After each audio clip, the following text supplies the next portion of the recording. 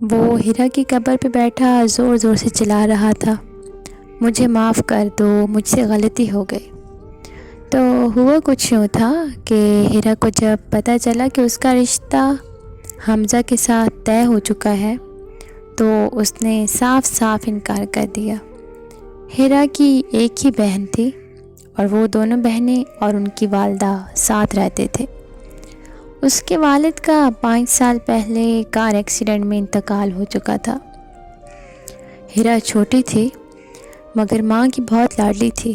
اس کی عمر 20 سال تھی جب اس کے کزن جو کہ اس کی پھپھو کا بیٹا تھا اس کا رشتہ آیا، مگر ہیرا نے کہہ دیا ان سے تو کبھی شادی نہیں کروں گی۔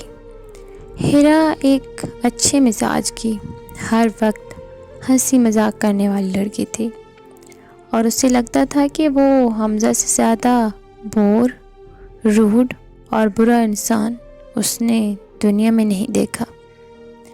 حمزہ سے اس کی بات چیت کم ہوتی تھی مگر حمزہ کے متعلق اس کے خیالات ایسے تھے جیسے اس سے بہتر حمزہ کو کوئی جانتا ہی نہ ہو۔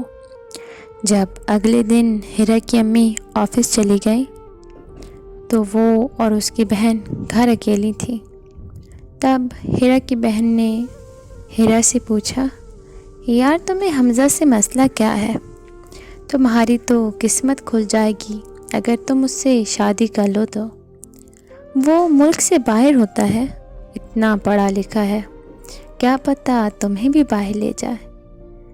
اور کیا چاہیے تمہیں؟ مجھے تو رشک آ رہا ہے، مگر تم جیسی لڑکیوں کو تو کبھی بھی وقت پر چیز کی قدر نہیں ہوتی، ہمیشہ چیز کھو دینے کے بعد روتی دھوتی رہتی ہو۔ ہیرا نے ایک دم سے چپ کروایا اور سنجیدہ ہو کر بولی، ابھی تک تم نے جتنی بھی لمبی تقریر کی ہے ساری پیسے سے شروع ہوئی اور پیسے پہ ختم۔ اس کے ساتھ میں خوش نہیں رہ سکتی۔ اب تم خود دیکھو، اس کی جاب اور اس کی تعلیم، یہ سب دیکھ کر اگر میں اس سے شادی کر بھی لوں تو کوئی فائدہ نہیں۔ یار صرف پیسے سے تو زندگی نہیں گزرتی نا۔ وہ ایک سنجیدہ انسان ہے جسے شاید ہنسنا بھی نہیں آتا۔ ایسے انسان کے ساتھ کم از کم میں تو نہیں رہ سکتی۔ اس نے فوراً ہاتھ اٹھا لیے اور کہا، تم نے دیکھا نہیں کبھی؟ انہوں نے سلام کے جواب کے علاوہ کوئی بات نہیں کی، وہ بھی منہ پھلا کر جواب دیتے ہیں۔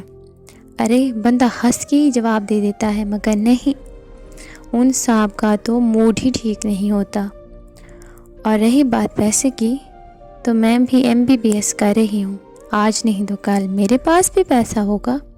اور آخری بات، میں کبھی بھی حمزہ کے لیے نہیں روؤں گی، یہ بات تم یاد رکھنا۔ اور یہی بات کر کے وہ کمرے سے باہر چلی گئی۔ اگلے دن وہ یونیورسٹی سے واپس آئی تو اس کی امی نے اس سے صاف صاف جواب مانگا مگر تب بھی ہیرا نے نہ ہی کی تھی۔ پھر اس ٹاپک پہ کبھی بات نہیں ہوئی۔ حمزہ اور اس کا آمنا سامنا بھی ہوتا تھا تو معمول کے مطابق ہی ایک دوسرے سے بات کرتے تھے، کبھی ایک دوسرے پہ یہ ظاہر نہ کیا کہ کبھی کوئی رشتے کی بات بھی ہوئی تھی۔ ایک دن ہیرا کی گاڑی لیٹ ہو گئی تو حمزہ کو ہیرا کی امی نے کہا کہ ہیرا کو یونیورسٹی چھوڑا۔ راستے میں حمزہ نے پہلی بار معمول سے ہٹ کر ہیرا سے باتیں کی۔ ہیرا نے دیکھا کہ وہ مسکراتا بھی ہے۔ وہ بہت حیران ہوئی، پہلی بار اس سے حمزہ اچھا لگا تھا۔ دونوں نے راستہ بہت اچھے سے گزارا۔ جب یونیورسٹی کا گیٹ آیا تو ہیرا نے اترتے وقت کہا، واپسی پہ 12 بجے آ جانا۔ تو حمزہ نے کہا، مگر میں تو بزی ہوں گا۔ تب تم اپنی وین پہ آ جانا۔ تو ہیرا نے منہ پھلاتے ہوئے کہا، کہہ دیا ہے آ جانا تو آ جانا۔ یہ کہہ کر وہ اندر چلی گئی۔ جب واپسی پہ اس نے دیکھا تو حمزہ پہلے سے آیا ہوا تھا۔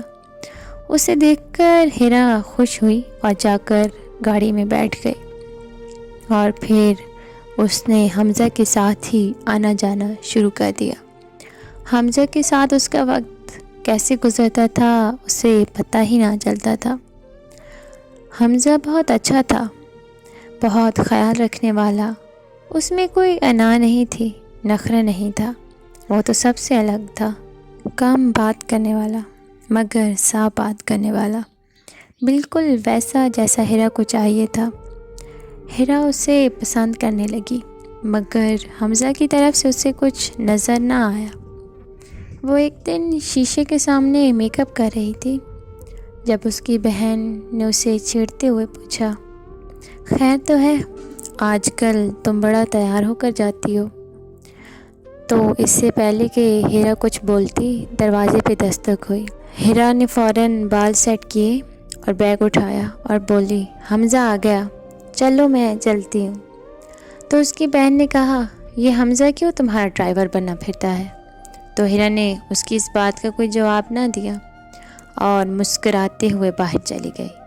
شام کو اپنی بہن کے ساتھ بیٹھی باتیں کر رہی تھی جب باتوں میں اس کی بہن نے پوچھا، آج کل تم حمزہ حمزہ کچھ زیادہ ہی نہیں کرنے لگی؟